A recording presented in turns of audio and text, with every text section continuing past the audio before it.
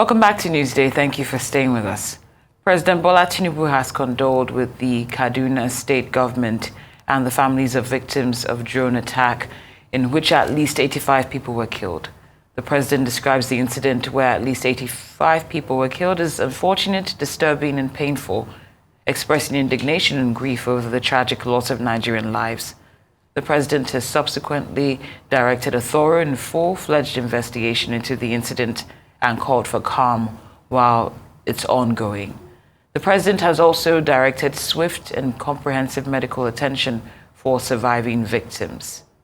Meanwhile, the Chief of Army Staff, that's Lieutenant General Tarid Lagbaja, has visited the scene of the attack to conduct site inspection. His visit is coming just as the Defense Headquarters had claimed in a statement that terrorists were embedded in the civilian population that were killed by the military airstrike in the Kaduna community.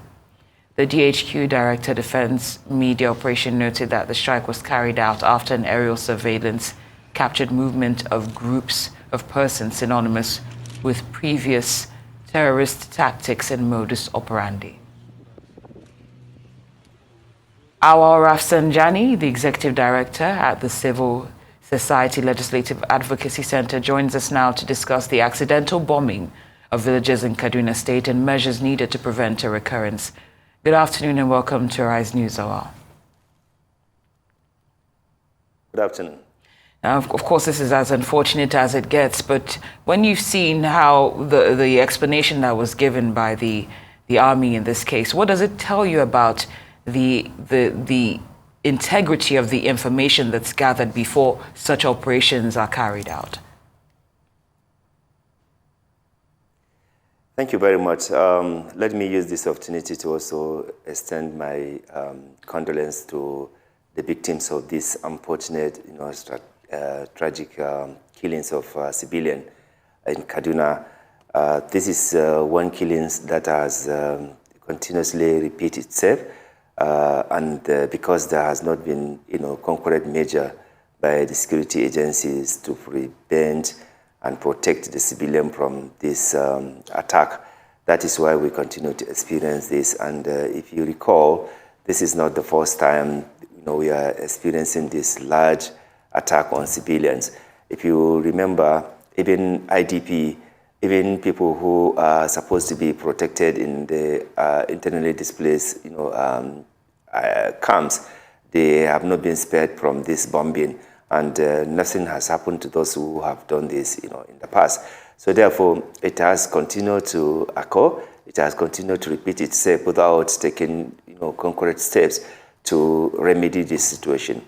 Now, this statement coming from the Nigerian army clearly, continue to put Nigerians in mistrust, because initially there was a denial from both the security agencies about the bombing, and then later, when the public pressure was too much, then Nigerian army on up into the of this incident. So I think it is important that Nigerian government or Nigerian security agencies, they become more honest, more sincere to Nigerian people. If incident like this happens, they should be able to own up to accept responsibility and even see more seriousness in terms of ensuring that the victims are given the necessary, condition, and those who survive are given the necessary protection, to be able to survive. So the credibility of information that government continue to pass on Nigerians will continue to create doubt about some of the action that they are taking or what has happened really. Because if the credibility of the information is cautioned, then Nigerians will simply not be trusting their government, and that is not really good for us. I think government must do everything possible to ensure proper coordination. I want to believe that, before the operation, the Nigerian security, they should be able to have more coordinated approach to this. Lack of coordination, and because of the rivalry that you find in most of the security agencies, is making it difficult to defeat the insurgents or the terrorists or the bandits or the criminals in Nigeria, because it is an operation that is largely influenced by materialism on how much each of the security agents, agency will get. So if there is no benefit, you will not see that in a patriotic and national action. And I think this is very, very unfortunate. This is not what we know or we grow up to know our security agents, but because of too much materialism and because of the, diminishing of patriotism in the service, it is more of really about material acquisition before they go to operation. Otherwise, you have DSS, you have Army, you have Air Force, you have Navy, you have Police, you have all sorts of security agencies that they're supposed to be working hand in hand to ensure that the country is safe, the people are safe, the civilians are protected. But we don't really see that coordination and cooperation, and that is why the criminals are finding their way easy. And I think it is important that if we are really genuinely concerned about protecting the civilian in this kind of conflict, we should have learned from what happens in the previous attack or in the previous incident that has happened. But I don't think as you make that point, done that. If you allow me, just as you make that point, I'm glad you've touched on various issues, especially when we look at a theme of sincerity, because you look at the initial statement which said, use the word inadvertent, and then you look at the statement from the Defense HQ, which makes reference to an indication that there was an awareness of the nature of the community that was targeted. So just buttressing off of what you've just said, is it actually possible for us to win the war on terror without any collateral damage, especially given the nuances that you've painted? It's very possible. We have seen other countries how they have professionally handled this kind of thing. Is the absence or the collapse of intelligence gathering in Nigeria is one of the major challenges why we are not able to defeat this. And I don't know whether it is intentional. Otherwise, you did not, in fact, we grow up to know, security agencies wearing, civilian uniform, coming to communities, interacting with them, gather credible information, and be able to process it and be able to protect the people against any harm. Now, despite the effort that the DSS is doing, I think there's need to intensify more. The military should only come, and you remember, we are supposed to be dealing with internal problems, not external problems. So there is a limit at which Army will always continue to be there. If you have effective and efficient as well as coordinated security agencies that are empowered to do the work, I want to believe that the Army may not necessarily always be there in this kind of attack, because the police would have done very good work, the DSS will have been able to do a lot of work, and other relevant security agencies that are there. But you don't need to always bring in Army or Air Force, to be bombing, because you have other security agencies that would have done this in a manner that will minimize casualty. Soldiers, they are not known to be dealing with internal challenges. They are known for external, facing external aggression, unless there are overwhelming evidence to show that the other security agencies are incapable of, carrying out their responsibilities.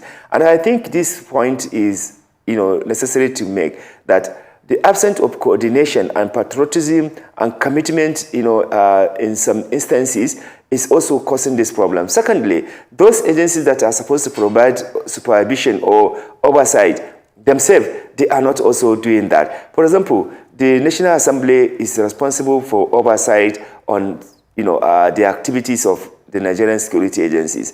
Are they doing that? Do you have the right persons who are knowledgeable, who are committed to ensuring that they point out those things?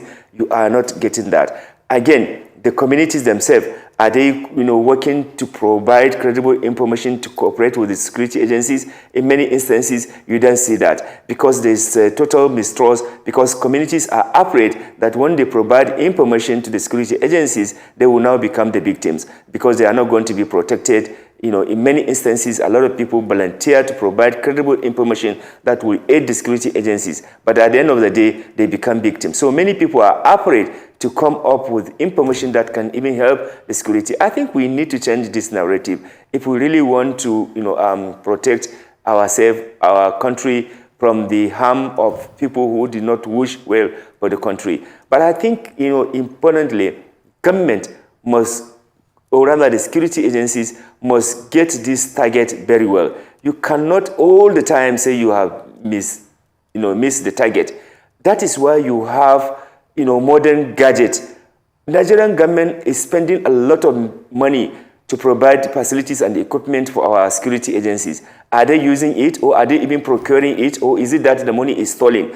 Like we have been hearing so many diversion of the arms procurement in the country. Because I want to believe that if you have modern facilities and equipment, there is a minimal, there will be minimal casualty when you are doing that. But when the army and the security are still analog, they are still using, facilities and equipment that are completely outdated, this casualty will continue to happen, And then again, because there is no repercussion on those people who have done that, other, officers, they do it and get away with it.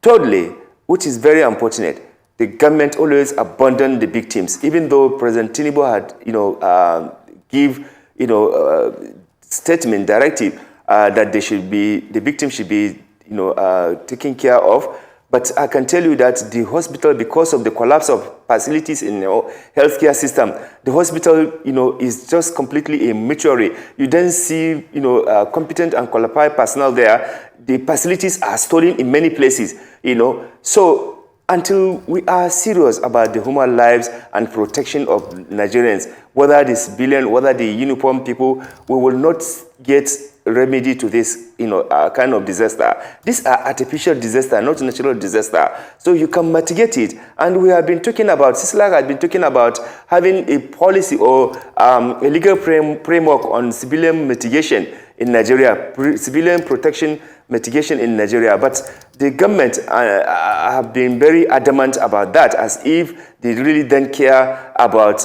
legislating and providing facilities and equipment, and also ensuring that they train the people very well so that we can avoid some of these unnecessary, incidences that have continued to occur in our country. I think human lives in Nigeria is simply not a valuable human lives. It's not important, in many, official quarters. Because look at what is happening in Kaduna, in Zamfara, in Katsina. Every day is like normal. In Niger, in Benue, in Plateau, it's like normal to wake up to hear 200 people are being killed, 100 people are being killed.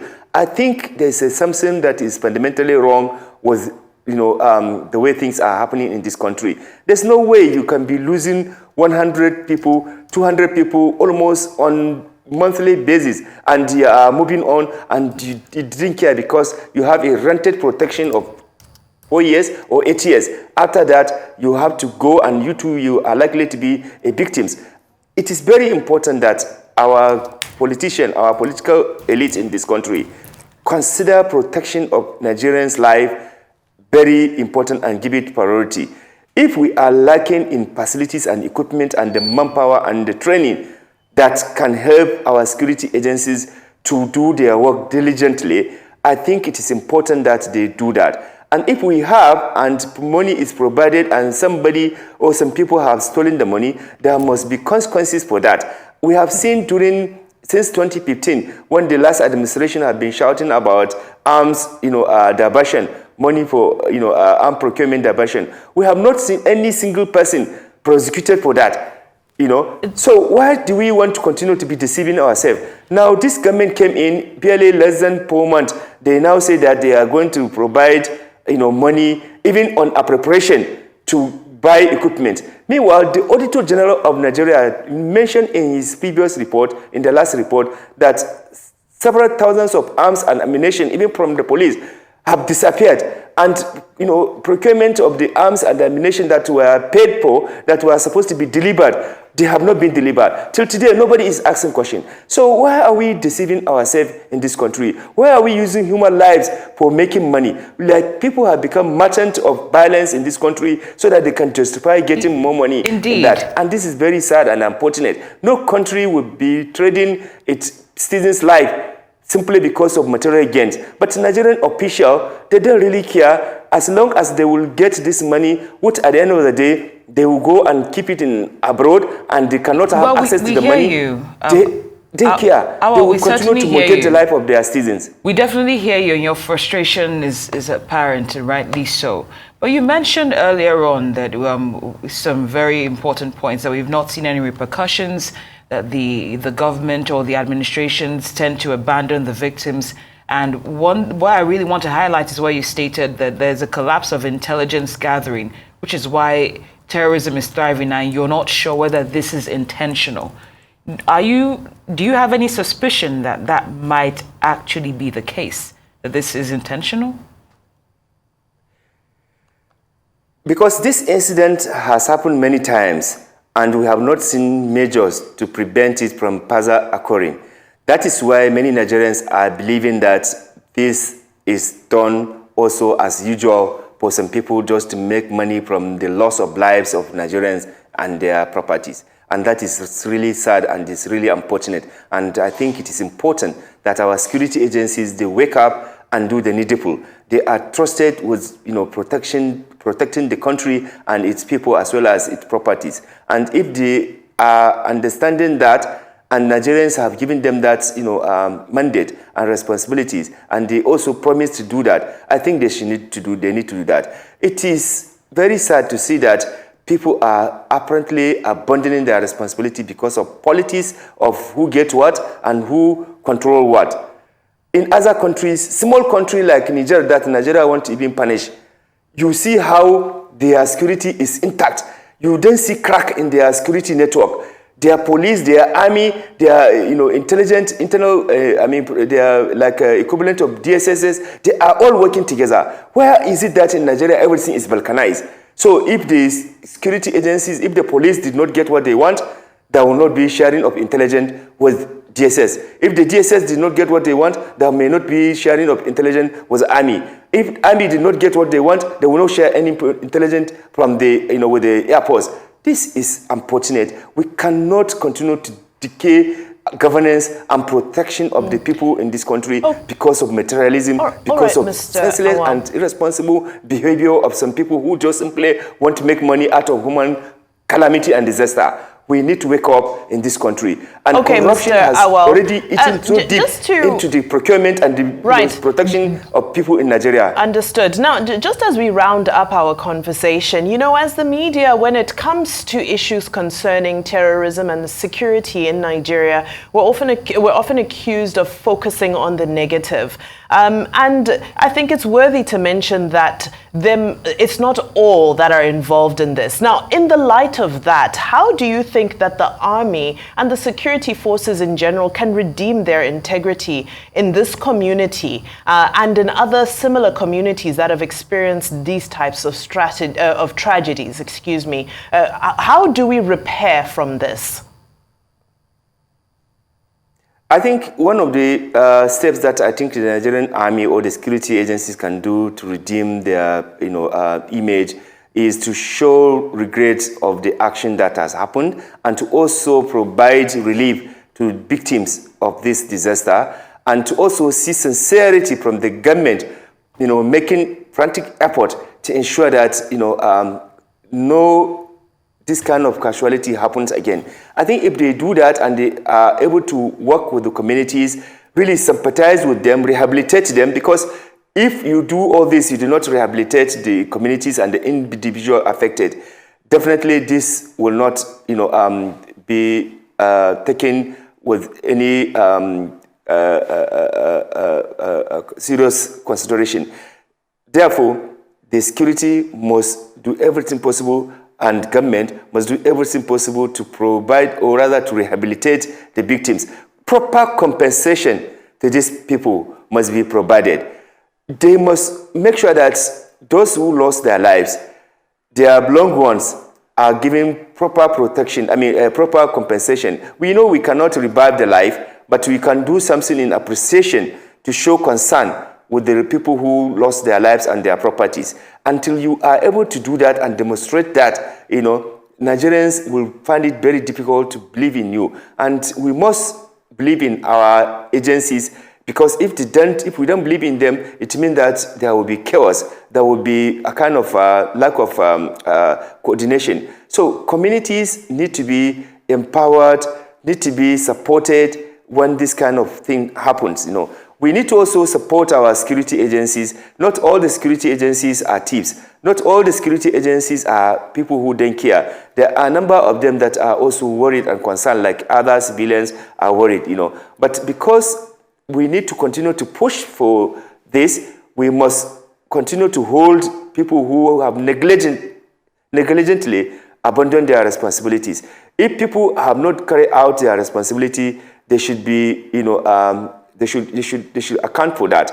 The National Assembly cannot sit down there without playing its responsibility on civilian, protection, supervision or oversight. They need to talk. They need to speak to Nigerians on what happened and what they're supposed to do that they have not done.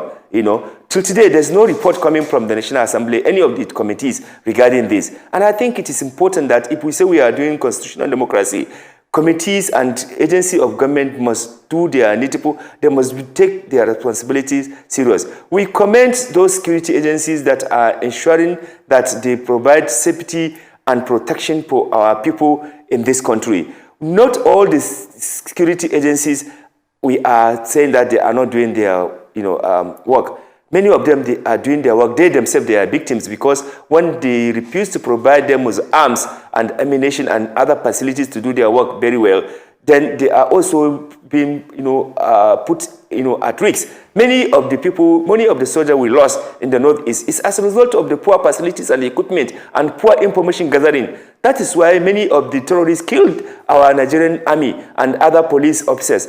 This cannot continue in this way. We need to be serious and be committed. It is not about regime protection of individuals. It is about protecting the citizens wherever you are. That's why in other countries, people are proud about their country, because they know that the country is there for them, to protect them, to provide them with necessary things that they can be able to function, in their country, and they love their country. We must revisit patriotism in this country. We cannot have officials who will just go to election simply and also procure the election, use dirty money to get into the position, and they will be using that position only to be stealing money. We must change the way things are happening in this country. That's the only way in which we can be responsible Indeed. And be able to be serious and attract even investors. You've spoken very well, Mr. Auwal Rafsanjani. The investment is secured and protected. Well said. You've spoken very well. Thank you for your insight. We hope that the right authorities are listening and that they will take action